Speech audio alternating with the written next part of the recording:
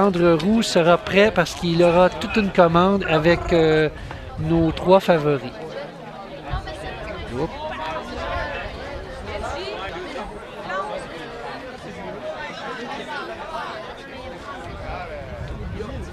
Alors c'est Vargas qui a bougé avant le pistolet, donc on va juste replacer les coureurs pour un autre départ. Il y a une discussion entre les officiels, mais j'espère que les officiels sont conscients que chez les cadets, il n'y a pas de disqualification pour faux départ. Donc, on leur donne dans les sprints une chance de plus que chez les catégories supérieures qui n'ont pas de chance pour les faux départs dans les sprints. Maintenant, je pense qu'en demi-fond, là, on va juste donner un petit... Je vais juste avertir M. Vargas de bien rester sur la ligne.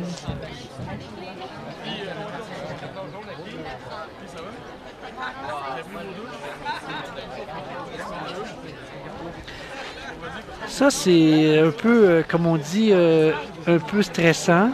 C'est crève-cœur. Pas avoir de chance.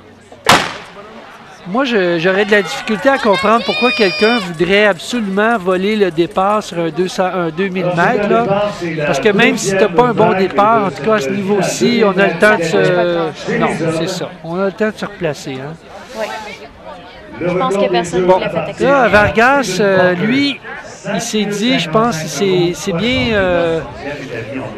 bien mis dans la tête qu'il était pour gagner cette course dès le départ. Et puis, il est parti en tête avec El Andalusi en deuxième position. Donc, Louis Carlos Vargas en première position, suivi de Najib El Andalusi du Sud-Ouest. Le record, je rappelle, le record chez les cadets, le record des jeux est de 5 minutes 55-69. En 2010, établi par Stephen Potter. Puis Stephen Potter, c'est un coéquipier de Vargas au club d'athlétisme de la Rive-Sud. Donc peut-être qu'il s'est dit, je vais essayer de battre le record de mon coéquipier. Et le record du Québec chez les cadets, le record provincial, date de 1987. Yannick Lambert, 5 minutes 50-69. Puis on sait que Yannick Lambert, pendant plusieurs années, ensuite a eu de très bons résultats en équipe canadienne junior, très bon coureur de cross-country, très bon coureur de 5000 mètres. Donc, c'était les débuts de la carrière de Yannick Lambert là, chez les cadets au niveau provincial, donc aux 2000 mètres chez les cadets. Lambert qui a été vraiment un excellent coureur qui était de la région de l'Outaouais à l'origine. Alors, donc, Vargas... toujours en tête. Après 6, on approche maintenant les 700 mètres. Donc, on va bientôt compléter le deuxième tour de piste et Vargas est en position de commande, suivi de El Andalusi. Et je sais qu'au championnat scolaire, ça a été la même chose. Et El Andalusi a été battu, je dirais, à plate couture par Vargas. Je ne sais pas si cette fois-ci, ça va être possible pour El Andalusi de rester avec Vargas. Là, jusqu'à maintenant, qu'est-ce que tu penses de la stratégie de Vargas? Je trouve que ça a beaucoup de... Au risque de me répéter, beaucoup de caractère, beaucoup de détermination, je trouve ça beau. D'être capable de juste partir prendre la tête, de ne pas se soucier de ce qui va se passer. Puis ça peut très, très, très, très bien finir. Donc j'y souhaite parce que c'est très beau d'avoir autant de détermination. Mais là, c'est une question de confiance aussi parce qu'il doit être très, très confiant à ses moyens. Oui. Et justement, là, El Andalusi est toujours avec lui. On a franchi la mi-course, le premier kilomètre. Et la cadence semble assez bonne jusqu'à maintenant. Il n'y a pas de ralentissement. Est-ce que Vargas va donner un coup pour essayer de se débarrasser de la poursuite de El Andalusi? On va voir. Je dirais que tranquillement, on dirait que la cadence s'accélère. Ouais. Vargas semble, je regarde le visage, il grimace, hein? Puis ça semble dur déjà pour lui. Il reste 2 tours de piste à faire.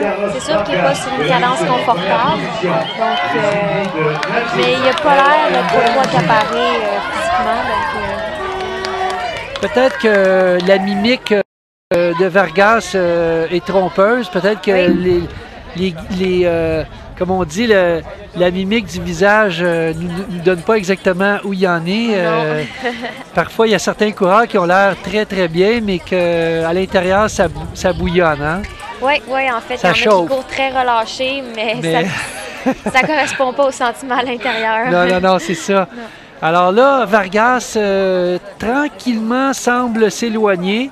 Et puis en 3e position, il ne faut pas l'oublier, c'est Félix Lapointe, pilote du Saguenay-Lac-Saint-Jean.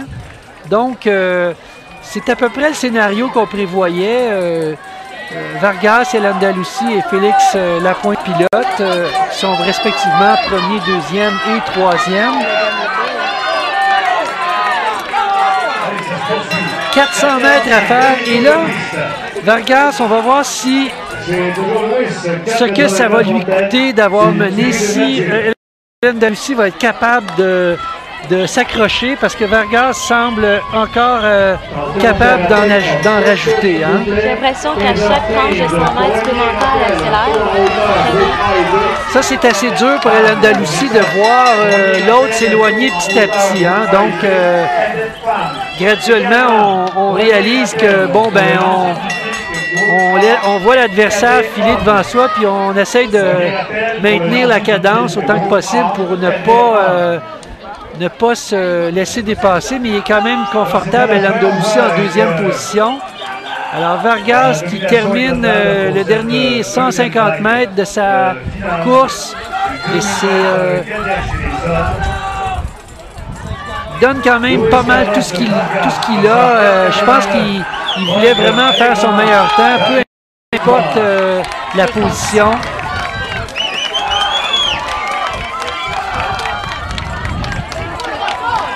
Là, on vient de voir Vargas qui regardait le chronomètre en arrivant.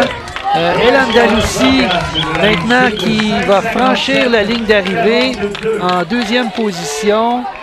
Et pilote, Lapointe pilote du Saguenay-Lac-Saint-Jean, 3e.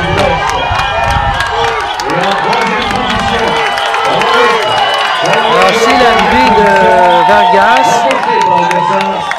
Alors, 4e, c'est Jean-Christophe Girard de la Côte-Nord en 4e position. Belle course pour Girard, donc des gens de la Côte-Nord qui n'ont pas tellement d'occasion de compétitionner avec d'autres athlètes des autres régions. Pour eux, les Jeux du Québec, c'est très important. Les championnats provinciaux, c'est important. Les championnats scolaires sont importants. Ce sont des occasions rares pour ces jeunes-là. Hein?